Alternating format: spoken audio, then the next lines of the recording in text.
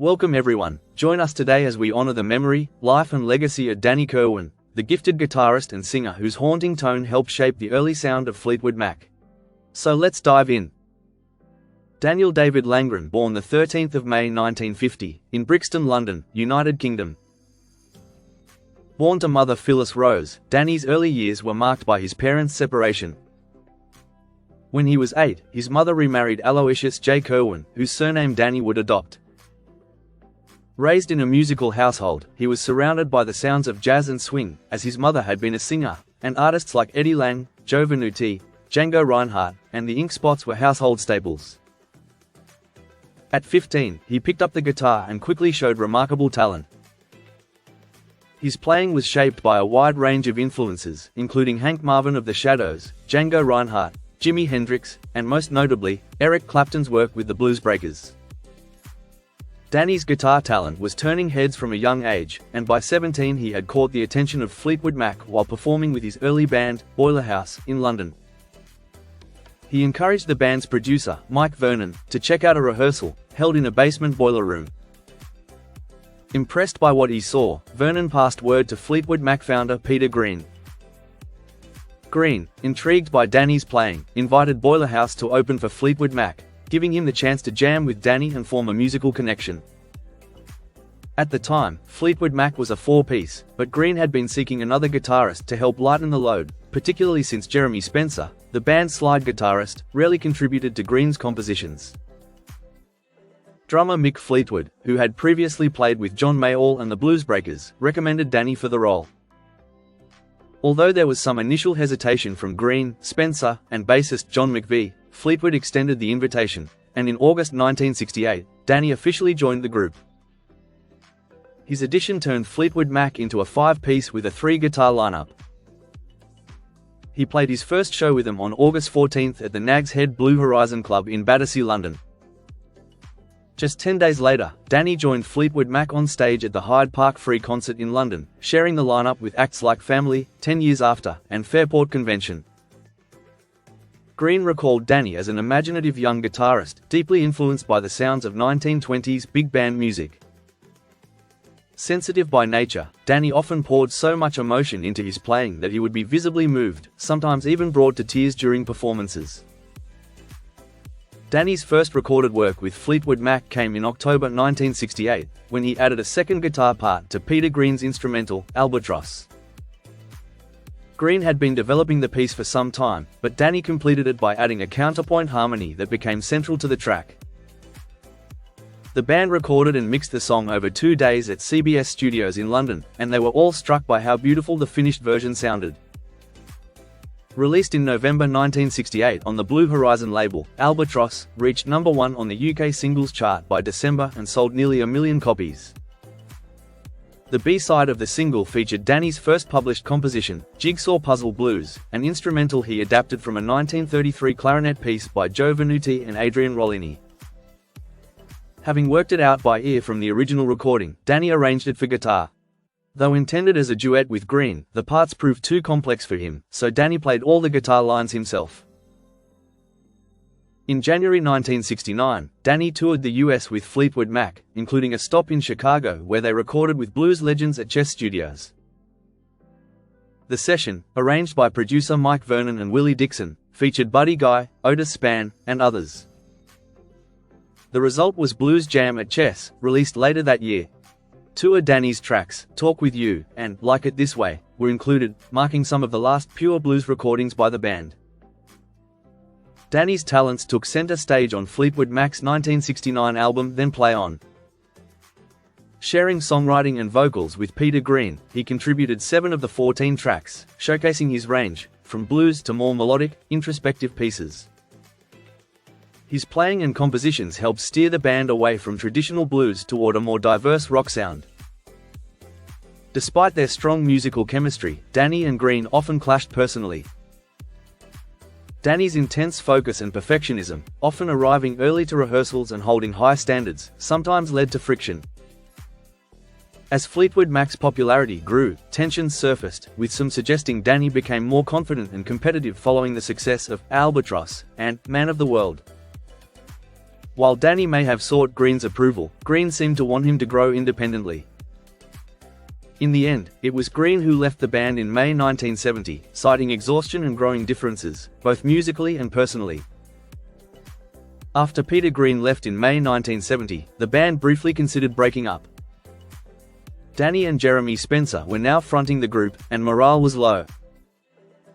Mick Fleetwood recalled that Spencer was terrified of being the sole frontman, while Danny, with his sensitive nature, was under immense pressure.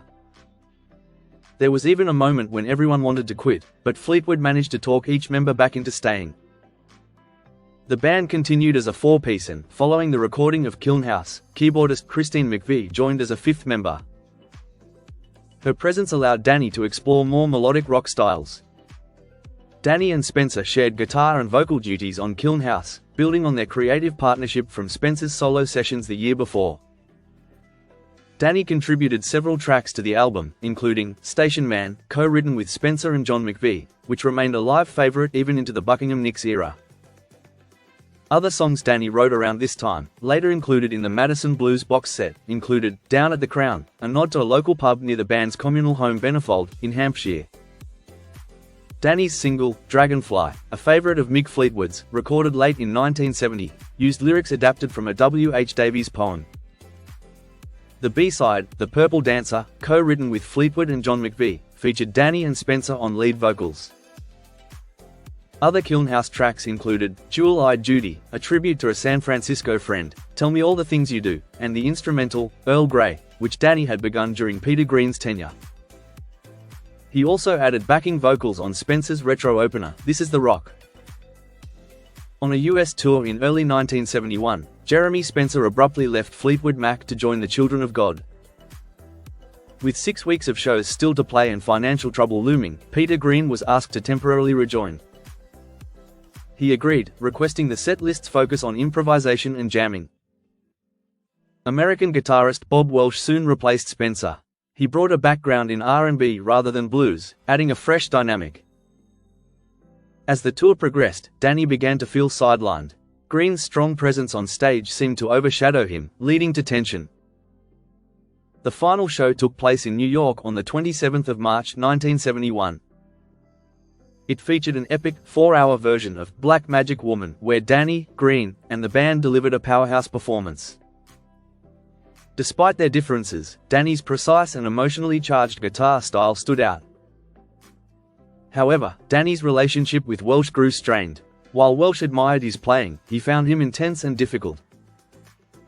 The two clashed often, and Danny's heavy drinking and sensitivity made things worse. Over time, their personal and musical incompatibility began to take its toll on the band. While living at Bennefold, Fleetwood Mac's communal home, Danny married his pregnant girlfriend Claire Eastock, and they had a son named Dominic Daniel. The relationship, however, proved turbulent. As Peter Green's ex-girlfriend, he later regretted introducing them, recalling Claire's volatility and her alleged violent behavior toward Danny. The couple eventually divorced. On the final two Fleetwood Mac albums featuring Danny, Future Games, in 1971, and Bare Trees, in 1972, his songwriting took a central role, accounting for roughly half of each record. His distinctive guitar work was also woven throughout songs written by Bob Welch and Christine McVie as they developed their own writing voices. On Future Games, Welch contributed the title track, a lengthy, atmospheric number featuring long instrumental passages with Danny handling lead guitar. Danny also penned the album's opener, Woman of 1000 Years, praised for its lush arrangement, as well as the melodic, Sands of Time, and the country-tinged, Sometimes, the latter hinting at his later solo direction. Though Danny had remained with the band through multiple lineup changes, including the departures of Green and Spencer, his heavy drinking and increasingly erratic behavior eventually took a toll. Tensions peaked in August 1972 during the Bare Trees US tour. After a heated argument with Welch over guitar tuning, just 5 minutes before a show, Danny violently slammed his head into a wall, hurting himself, destroying his guitar, and refusing to perform. Instead, he sat at the soundboard critiquing the band's performance from the sidelines, and offered unwelcome criticism afterwards, after an angry Welch had struggled to cover Danny's lead parts throughout the show. That night, the rest of the band agreed they could no longer continue under such conditions. The tour was cut short, and Mick Fleetwood was left with the difficult task of dismissing Danny. It was the first time a member had been asked to leave, and Danny seemed unaware of how distant he'd grown from the rest of the band. Danny's other previous session works include: in January 1969, Danny made his first appearance outside Fleetwood Mac, playing alongside Peter Green and John McVie on Otis Spann's The Biggest Thing Since Colossus. After completing Then Play On, he worked on Christine Perfect's, later McVie, self-titled debut solo album in 1970, contributing the song When You Say, which he produced and arranged.